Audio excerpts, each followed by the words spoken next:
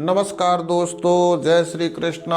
आप सभी का स्वागत है हमारे YouTube चैनल गुरु भारद्वाज में। मैं एस्ट्रो गुरु ओपी भारद्वाज आज आपके लिए नक्षत्र सीरीज में 20वें नंबर के नक्षत्र पूर्वाषाढ़ा का फलादेश लेकर आया हूँ। पूर्वाषाढ़ा नक्षत्र में जन्म लेने वाले जातक जातिकाओं का जीवन कैसा रहता है, उनका क्या शारीरिक स्वरूप होता है यानी बॉडी स्ट्रक्चर होता है, क्या उनकी चारित्रिक विशेषताएं होती हैं, कैसा उनका स्वास्थ्य रहता है, कैसी उनकी शैक्षिक योग्यता होती है और कहां पर जाकर उनका कैरियर बनता होता है, और इनकी मैरिज लाइफ कैसी रहती है यानी कि अपने लाइफ पार्टनर के साथ इनकी कैसी केमिस्ट्री बनती होती है, और इनके जीवन में किस तरह की समस्याएं प्राय आ जाया करती हैं और उन समस्याओं से बचे रहने के लिए इनको क्या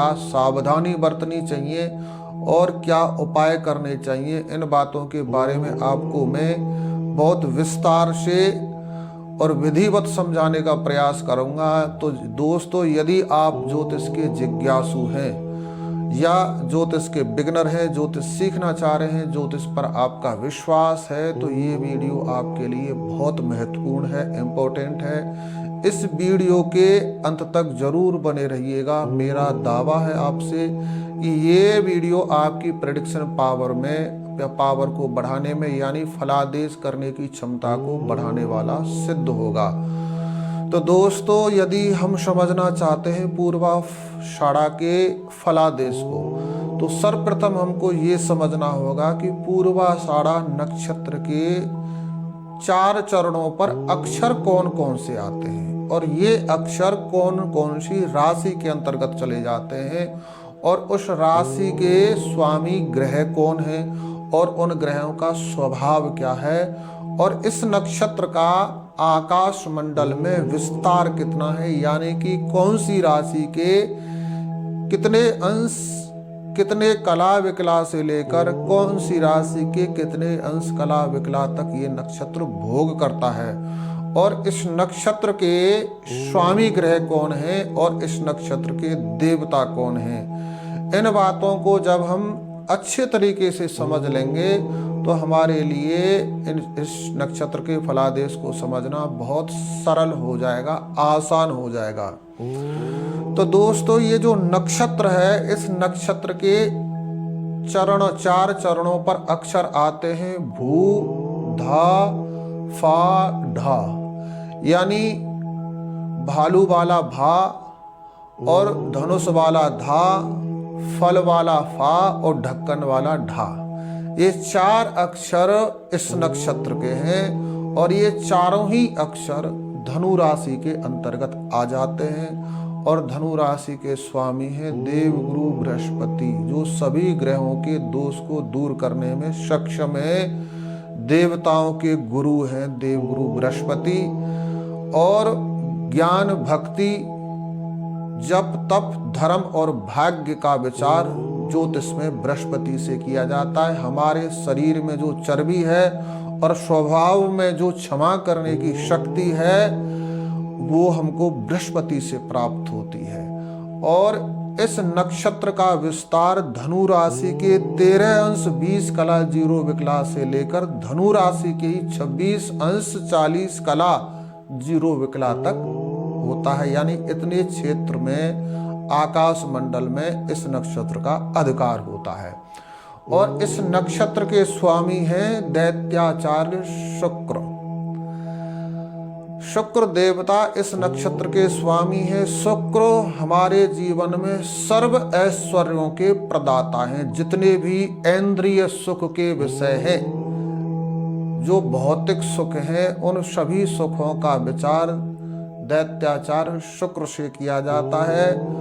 शुक्र हमारी इंद्रिय सुखों का भी द्योतक है। जन्म कुंडली में पत्नी के बारे में भी विचार, पत्नी के सुख के बारे में भी विचार, शयन सुख के बारे में भी विचार शुक्र से के साथ ही किया जाता है। हमारे शरीर के अंदर जो संतान उत्पत्ति करने के लिए जिस तत्व की आवश्यकता है, वो तत्व भी शुक्र से ही देखा जाता है, इसीलिए उसको शुक्राणु के नाम से बुलाया जाता है, उसको शुक्राणु की संज्ञा दी गई है। और इस नक्षत्र के देवता हैं आप। जल को संस्कृत में आप कहा जाता है। और जल का हमारे जीवन में क्या महत्व है और जल का क्या स्वभाव है, इस पर भी थोड़ा सा प्रकाश डाल लिया जाए। जल हमारे जीवन का सबसे महत्वपूर्ण घटक है।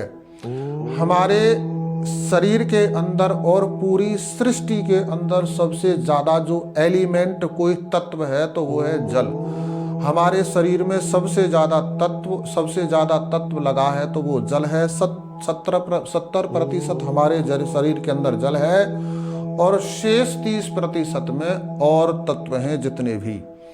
और जल का स्वभाव क्या है? जल का स्वभाव है जीवन देना, बहते रहना और पवित्र बने रहना। और जैसा भी इसको संजोग मिले, जैसी भी चीज के संपर्क में ये आए, वैसे ही स्वयं बन जाएं। यानी जल को घड़े के बीच में रखा जाए तो इसका आकार घड़े जैसा हो जाता है। यदि जल को बोतल में भरकर रखा जाए तो जल का आकार बोतल जैसा हो जाता है। और जल को यदि ग्लास में रखा जाए तो जल का आकार ग्लास जैसा हो जाता है। यानी जैसे भी के भी संपर्क में आता है जल वैसा ही हो जाता है। यानी बहुत फ्लेक्सिबल बिहेवियर है जल का।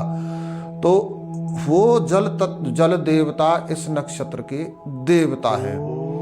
अब यदि आप विचार करेंगे तो इस नक्षत्र के अंतर्गत 3 ग्रह और 1 जल, ये 4 हमारे सामने आ रहे हैं। 3 कौन है? गुरु, शुक्र और चंद्रमा। चंद्रमा यानी कि नक्षत्र हमको बताता है कि इस पर चंद्रमा विराजमान है। यानी चंद्रमा की स्थिति को दर्शाने के का ही नाम नक्षत्र है। जिस जन्म समय जिस नक्षत्र पर चंद्रमा बैठे होंगे उसी को जन्म नक्षत्र कहा जाता है। यूं तो नक्षत्रों में सभी ग्रह प्रवेश करते हैं, लेकिन नक्षत्र का फलादेश में उपयोग चंद्रमा की स्थिति को लेकर ही किया जाता है। जिस जन्म समय पर जिस नक्षत्र में हमारा चंद्रमा होता है उसी को मुख्य आधार बनाकर फलादेश किया जाता है। यानी यहाँ पर ये जो नक्षत्र है वो चंद्रमा का द्योतक है, चंद्रमा की स्थिति को हमको दर्शा रहा है। तो यहाँ पर हमको चंद्रमा, बृहस्पति और शुक्र और जल देवता के दर्शन हो रहे हैं। चंद्रमा हमारा मन, गुरु हमारा ज्ञान, हमारा धर्म, हमारा भाग्य और शुक्र समस्त ऐश्वर्य सुख और जल देवता जीवन। इन चारों के हमको दर्शन इस नक्षत्र के अंतर्गत हो रहे हैं। यानी इस नक्षत्र के अंदर इन चारों का कॉम्बिनेशन है, समन्वय है।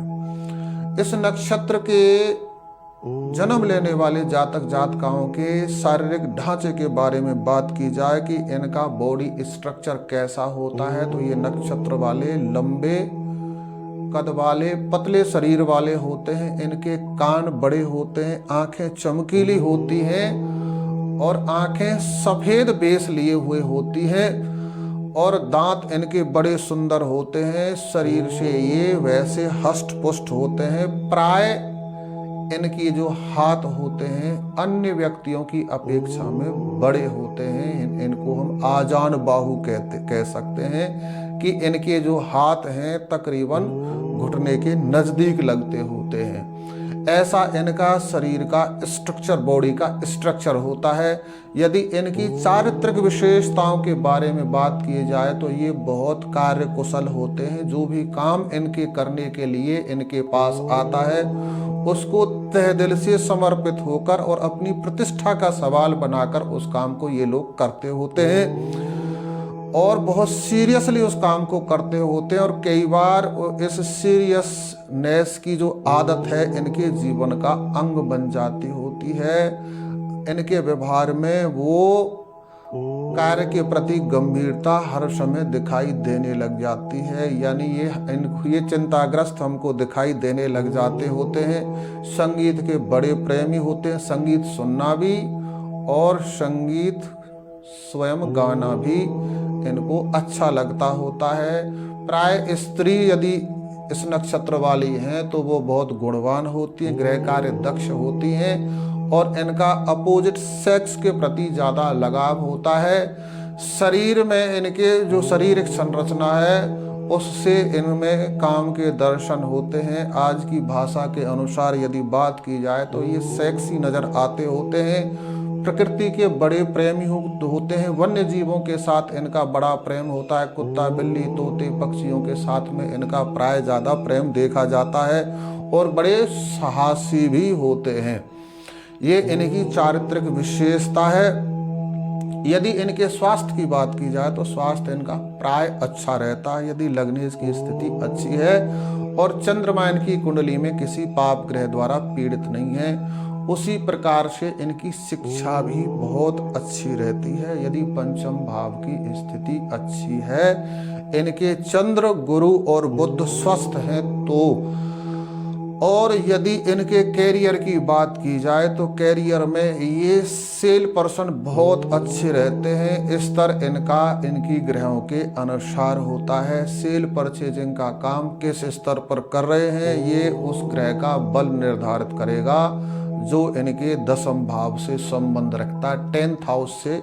यदि 10th हाउस में पड़े हुए ग्रह की या 10th हाउस के जो लॉर्ड हैं उस ग्रह को अच्छा बल प्राप्त है तो ये बड़े स्तर पर राष्ट्रीय अंतर्राष्ट्रीय स्तर पर सेल परचेजिंग का काम करके बहुत बड़ा मुनाफा हासिल करते होते हैं।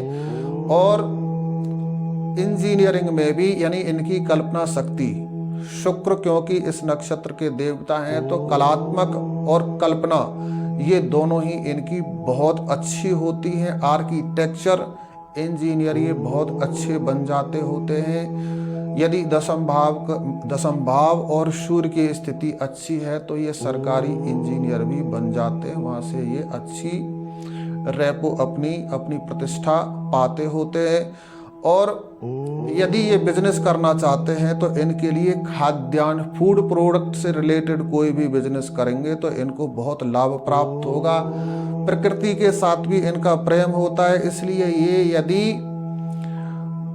पेड़ों से संबंधित यदि नर्सरी वगैरह का काम करते होते हैं या बीजों का काम करते होते हैं तो उसमें भी ये बहुत अच्छा फायदा हासिल कर लेते हैं। इनकी लाइफ में साझेदारी का भी जो पॉइंट है वो बहुत अच्छा है। यदि कोई साझेदारी में भी ये बिजनेस करते हैं तो उसमें भी ये बहुत अच्छा लाभ हासिल कर लेते हैं। अब यदि इनकी मैरिज लाइफ की बात की जाए तो मैरिज लाइफ भी इनकी बहुत अच्छी रहती है क्योंकि इस नक्षत्र के जो देवता हैं वो शुक्र है। काम कला में बड़े प्रवीण होते हैं। परस्पर पर स्त्री पुरुष के बीच में जो संबंधों के जो रहस्य हैं उनको ये बहुत अच्छे तरीके से जानते हैं। अपने जीवन साथी के अनुकूल व्यवहार करना और बातें करनी इनको बहुत अच्छी आती हैं। कैरियर वाइज भी ये प्रवक्ता भी बहुत अच्छे होते हैं। बोलने की कला इनके पास बहुत अच्छी होती है। तो गृहस्थ जीवन इनका बहुत अच्छा रहता है क्योंकि ये अपने जीवन साथी की मनोदशाओं को समझने में बहुत सफल होते हैं। मन के भावों को, इच्छा को बहुत आसानी से समझ लेते हैं, इसलिए इनका गृहस्थ जीवन प्राय बहुत अच्छा होता है। परंतु साथ ही साथ कुंडली में यदि लड़का है तो उसके शुक्र को देखना बहुत आवश्यक है और सप्तम भाव की स्थिति को देखना आवश्यक है। यदि लड़की है तो उसके सप्तम भाव को और उसके बृहस्पति को देखना भी बहुत आवश्यक है। प्रॉब्लम्स इनके सामने किस तरह की आ जाया करती हैं, प्राय इनको अपने पिता के साथ में ज़्यादा समय रहने का संयोग प्राप्त नहीं होता है। किन्हीं कारणों से पिता से दूर रहना पड़ता है, या तो पिता के साथ इनके विचार नहीं मिलते या किन्हीं कारणों से इनको अपने काम के लिए, जॉब के लिए, बिजनेस के लिए पिताजी से दूर होना पड़ता है।